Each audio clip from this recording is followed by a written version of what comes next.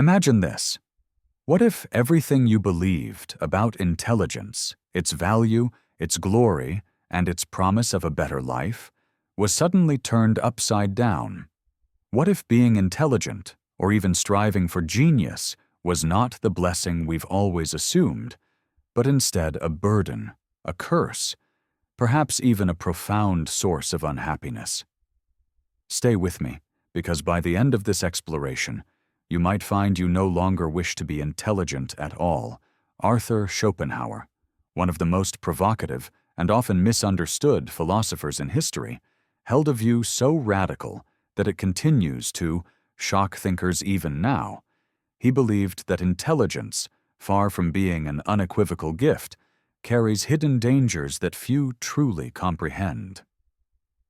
Dangers, Schopenhauer argued, that can deprive us of peace, happiness, and even the ability to genuinely enjoy life. Today, we'll delve into his concealed secret about intelligence, uncovering what he observed, why it matters, and how it may permanently reshape the way you perceive both your own mind and the wider world. Schopenhauer was a man who knew life's trials intimately.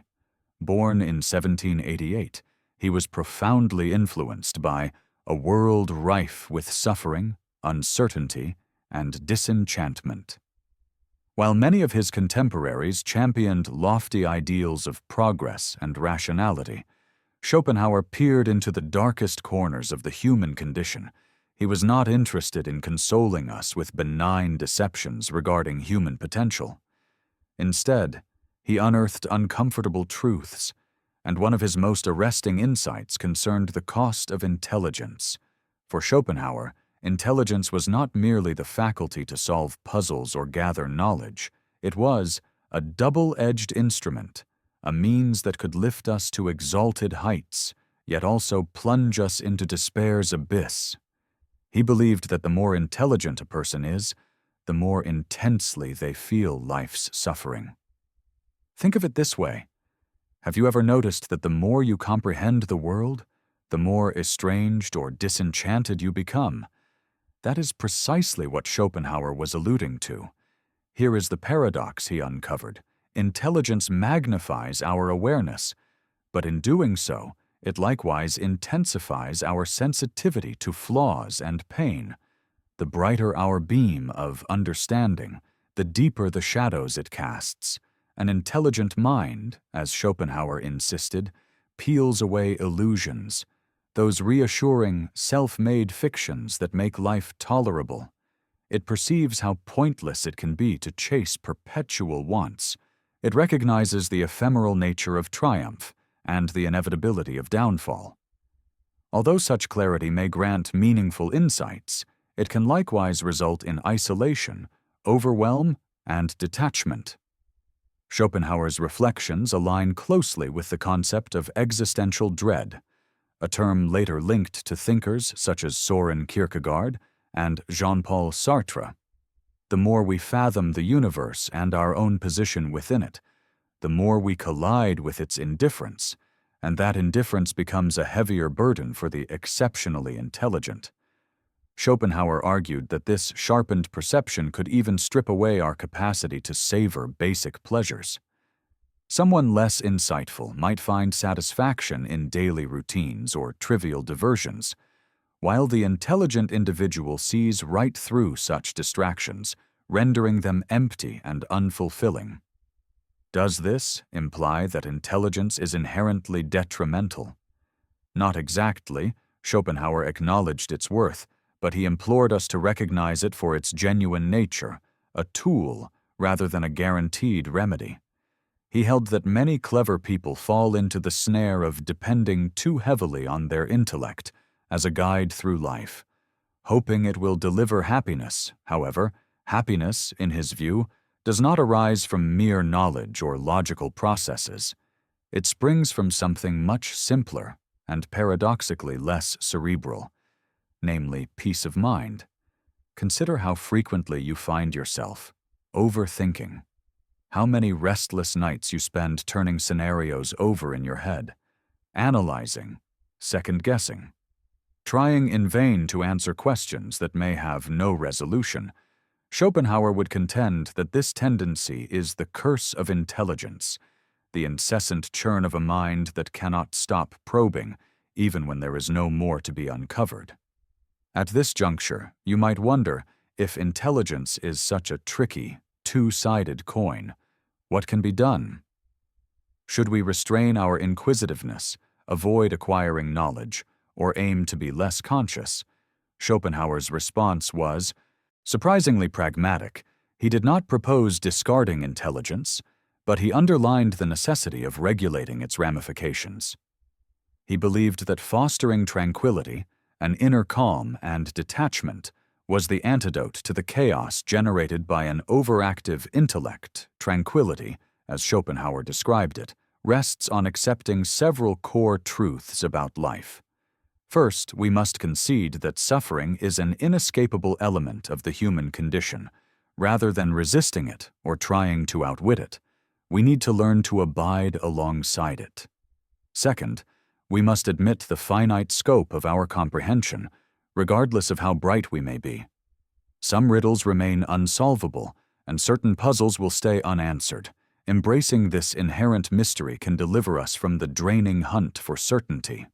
Finally, Schopenhauer advised us to look for meaning not in grand accomplishments or purely intellectual breakthroughs, but in ephemeral glimpses of beauty and connection that life naturally provides. A sunset, an evocative piece of music, an unhurried conversation with a dear friend. All these are the jewels which even the keenest intellect cannot enhance beyond their pure essence. Yet here is the twist. Schopenhauer also maintained that the pinnacle of tranquility lies in forsaking the very self. That part of us so hungry for mastery and understanding, this radical notion is influenced by Eastern teachings, particularly Buddhism, which informed his thought. By transcending the ego, Schopenhauer declared, we can escape the relentless cycle of longing and distress that intelligence so frequently magnifies. So, what does all of this mean for you? How do Schopenhauer's revelations concerning intelligence apply to enhance beyond their pure essence? Yet here is the twist. Schopenhauer also maintained that the pinnacle of tranquility lies in forsaking the very self, that part of us so hungry for mastery and understanding. This radical notion is influenced by Eastern teachings, particularly Buddhism, which informed his thought. By transcending the ego, Schopenhauer declared, we can escape the relentless cycle of longing and distress that intelligence so frequently magnifies. So, what does all of this mean for you? How do Schopenhauer's revelations concerning intelligence apply to your personal existence? The existence. Let us pause for a moment to contemplate. Have you noticed that your insight, or your ceaseless drive to assess and interpret, at times brings more dissatisfaction than reward? Have you ever wished to shut off your thoughts, if only for a brief interval, and experience peace in the sheer act of being? Share your reflections in the comments, because this is a dialogue worth pursuing. And bear in mind, we have only begun to uncover Schopenhauer's concealed secret about intelligence. His subsequent insights could dramatically shift your perception of your mind, and indeed your entire being. At this point, let us probe further into Schopenhauer's viewpoint and uncover his rationale for why he believed intelligence frequently culminates in a profound feeling of aloneness. To grasp it, we must examine a cornerstone of his thought, the will to live. For Schopenhauer, the will to live is the fundamental impetus driving all life, an insatiable, blind drive compelling every living creature to endure, procreate, and push onward, even amid inevitable suffering. This will is irrational, relentless, and crucially unconcerned about the individual's joy or welfare. In Schopenhauer's words, we are all enslaved to the will, caught in a perpetual cycle of striving and dissatisfaction. This is where intelligence enters the equation. A less clever person might exist in relative harmony with the will, chasing wants without delving too deeply into their ultimate worth or meaning. But for someone with remarkable intellect, the story diverges. Their amplified insight enables them to see through the will's deceptions, discerning how fruitless it is to keep pursuing one, wish after another, only to remain unfulfilled.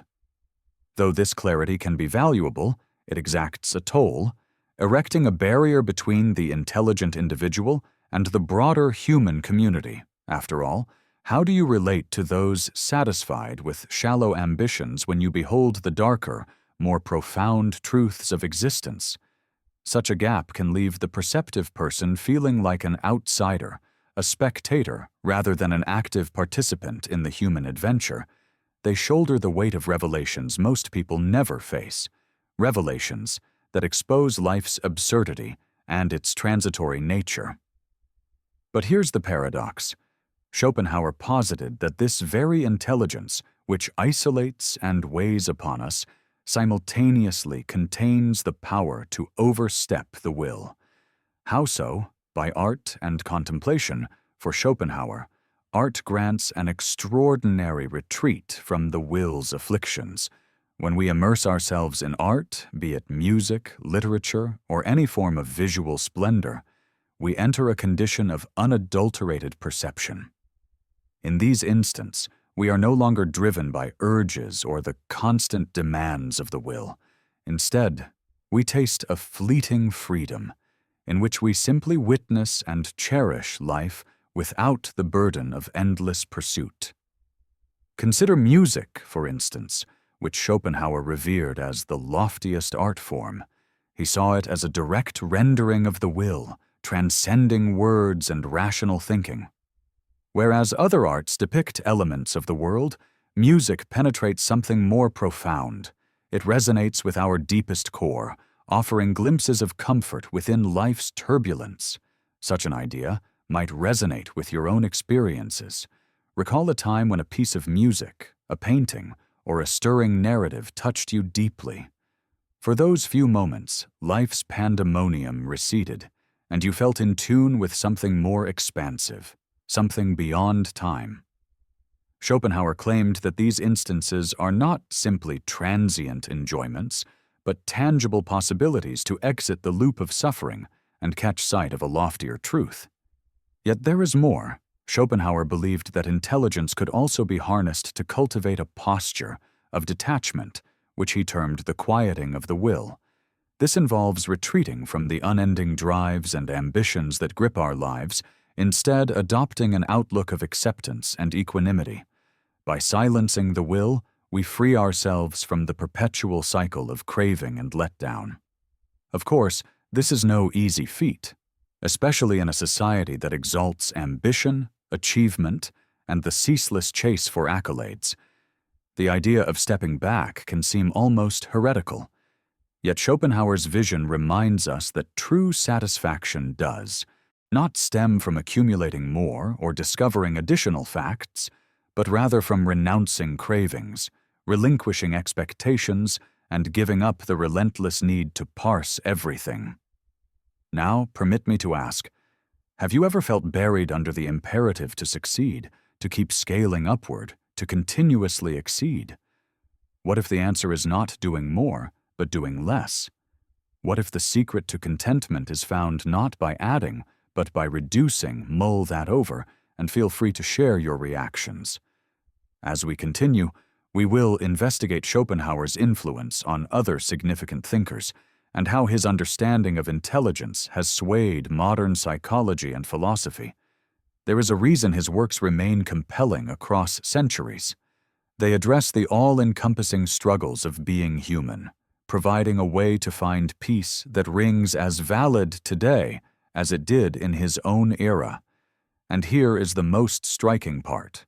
Even though Schopenhauer's theories may appear grim or cynical, they ultimately point toward a deep liberation. By realizing the covert toll of intelligence, and by learning to still the will, we can arrive at a distinct lucidity and calm that only a select few encounter. But in practical terms, how do we adopt these teachings? What everyday steps can we follow to internalize Schopenhauer's counsel and alter how we relate to our own intellect? Stay with me, as the forthcoming revelation could be pivotal for us all. And now let us move into the tangible methods Schopenhauer proposed, illustrating how his convictions about intellect and the will might reshape your everyday existence if you have ever felt trapped in your head or weighed down by your thinking. This is where his lessons transform into genuine assistance.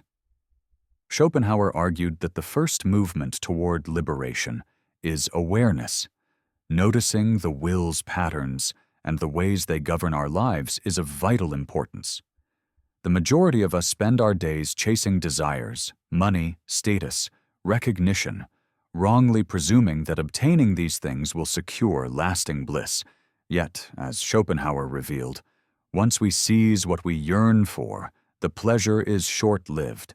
Our mind soon fixates on the next craving, snaring us in an endless cycle.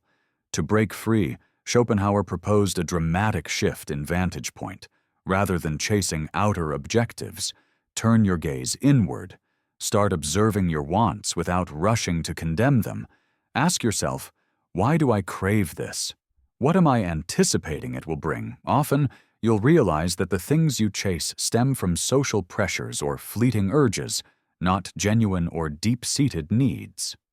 By calmly recognizing this, you can step away from the unrelenting pull of the will. However, mere awareness will not suffice. Schopenhauer also underscored the necessity of nurturing mindful detachment.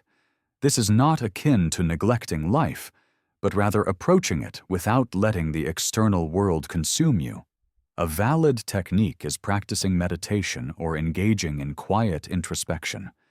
By sitting in silence and observing your own thoughts, you form a gap between you and the unending inner chatter. Over time, you can arrive at a composed, stable viewpoint, even amidst life's trials.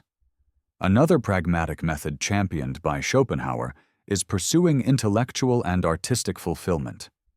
Recall that he viewed art and philosophy as potent vehicles for elevating us beyond the will's burdens.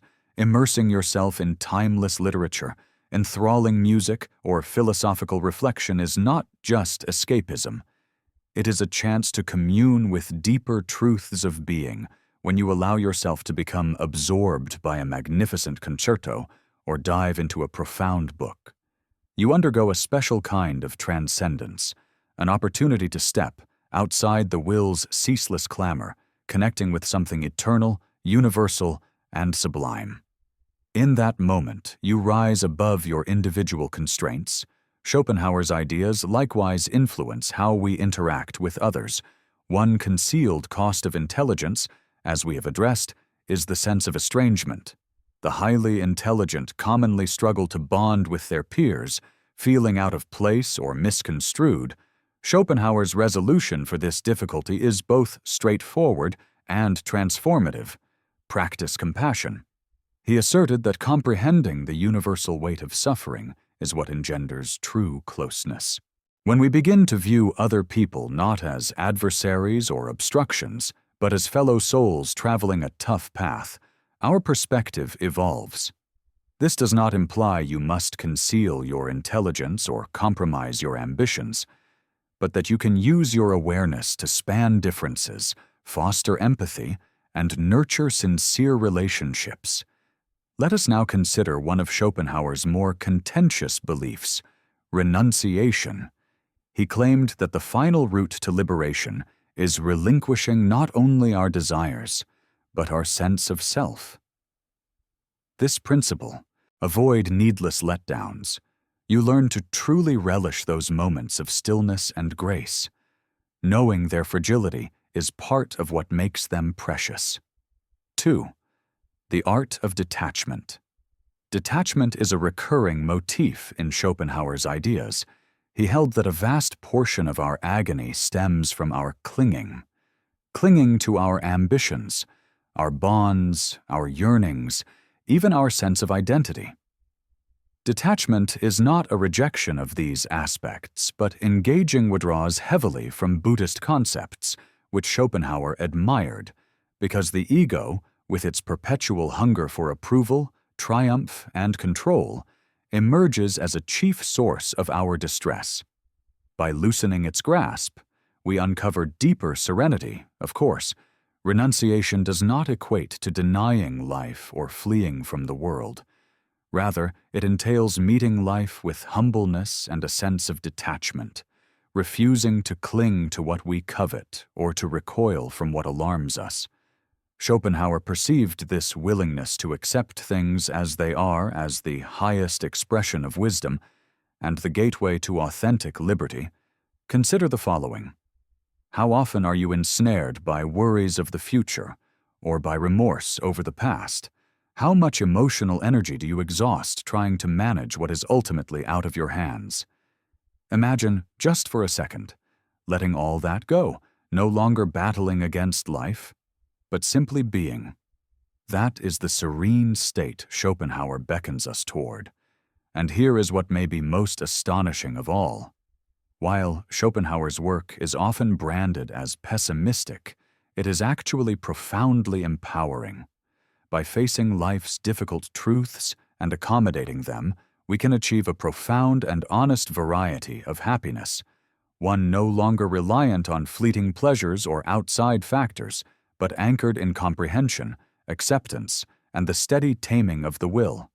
As we near the end of this inquiry, it is timely to address a fundamental question. What does it truly mean to live an intelligent life? Schopenhauer's response may well take you aback. Authentic intelligence, he maintained, is not primarily about collecting data or adeptly solving riddles. It is about wisdom, a genuine grasp of life's essence, a readiness to embrace its intricacy, and a quest to find inner tranquility.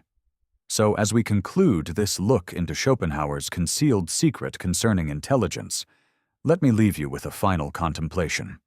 Intelligence is indeed a gift, yet equally a weighty responsibility. How you opt to utilize it, whether chasing short-lived triumphs or nurturing a lasting insight, will profoundly influence your path in life. If that resonates, pause and share how you feel in the comments. What is your take on Schopenhauer's perspective? Have you encountered the pitfalls or rewards of intellect in your own journey? Let us keep this dialogue alive, for these are exactly the questions that can recast how we view ourselves and the wider world. And do not forget, as Schopenhauer himself asserted, sometimes the grandest revelations lie not in what we possess or accomplish, but in what we relinquish. Now let us piece together the lessons we have discovered and consider how Schopenhauer's revelations can modify our view of intelligence and ultimately reshape our lives. Schopenhauer's philosophy imparts a stark yet freeing truth. The pursuit of insight and comprehension, while commendable, does not guarantee happiness. Instead, it beckons us toward a sharper sense of life's intrinsic afflictions. Yet, in a seeming contradiction, that awareness opens a door to transcendence. To fully embody Schopenhauer's insights, we must absorb the following principles. 1. Acceptance of life's dual nature. Schopenhauer taught that existence is interwoven with both brightness and darkness, delight and sorrow. In order to live with wisdom, we should accept this duality rather than fight it. Each spark of joy may carry the risk of eventual loss. Each hardship can be a seed for progress. By accepting that, we can walk through life with composure and balance. Accepting does not mean ceasing to act or lapsing into inaction. It means engaging wholeheartedly, but without illusions. Once you cease to anticipate life as a never-ending surge of pleasure, you, if them without letting them take control, envision cupping a butterfly in your hand. Gripping too hard suffocates it. But holding it gently lets you admire its beauty without harm. That is the pure essence of detachment, learning how to appreciate life without becoming its prisoner. 3. The pursuit of loftier meaning. For Schopenhauer, art, philosophy, and introspection were far more than theoretical curiosities. They were crucial means of maneuvering through life's obstacles. These pursuits let us transcend the never-ending demands of the will and unite with something mightier than our personal concerns. Immersing yourself in music, diving into a monumental novel, or pausing to reflect deeply are not escapist diversions. They expand life itself, connecting us with what is timeless, universal, and sublime. In these fleeting moments, we move beyond our individual limitations. 4. Compassion as the ultimate bond. One of Schopenhauer's most stirring convictions was the sheer power of compassion. By seeing that suffering is shared among all living things, we open ourselves up to deeper bonds with the world. Compassion allows us to reach beyond our own bubble of experience, extending warmth and understanding to others, and in offering compassion, we too are transformed, no longer so isolated by our intellect. We participate in something bigger, creating a kinder, gentler world. 5. Quieting the mind and the will. For Schopenhauer, the peak of his philosophy is not deserting the world, but discovering tranquility within it. That tranquility arises from softening the perpetual cravings of the will and achieving an inner serenity. We can develop such composure through mindfulness, meditation, or immersing ourselves in the stillness of nature. Picture yourself gazing across a calm lake, the water mirroring the skies above. Your mind is untroubled, your heart at ease. The world feels complete. That is the peace Schopenhauer believed becomes accessible when we still the will. As we finish this expedition into Schopenhauer's hidden secret about intelligence, let us revisit our opening question. Is intelligence a blessing, or is it a curse? As we have seen, it is both. Intelligence can isolate us, weigh us down, and lift the veil on unsettling realities. But equally, it can uplift us, liberate us, and connect us with life's delicate wonder and its enigmas. The decision remains ours. Will we let our intelligence serve as the root of our unhappiness, or will we allow it to be our vessel toward empathy, transcendence, and growth? Schopenhauer's legacy reminds us that real wisdom does not come from running away from life, but from fully accepting its contradictions. So, moving ahead, pause to reflect on the takeaways. How do you plan to use your intellect, not merely to comprehend the world, but to transform it? How do you intend to still the will and cultivate genuine purpose and calm? And most critically, how might you form richer connections with others, not despite your intelligence, but because of it? If these notions resonate, keep the discussion alive. Share your feedback, queries, or personal stories of intelligence and self-discovery. Together, we can keep peeling back the layers of truth that render life not only feasible, but meaningful. Recall, as Schopenhauer showed us, insight often grows brightest in the contradictions we learn to welcome. Intelligence is not solely a burden. It can just as surely be a shining beacon, guiding us toward a deeper, more sincere form of living.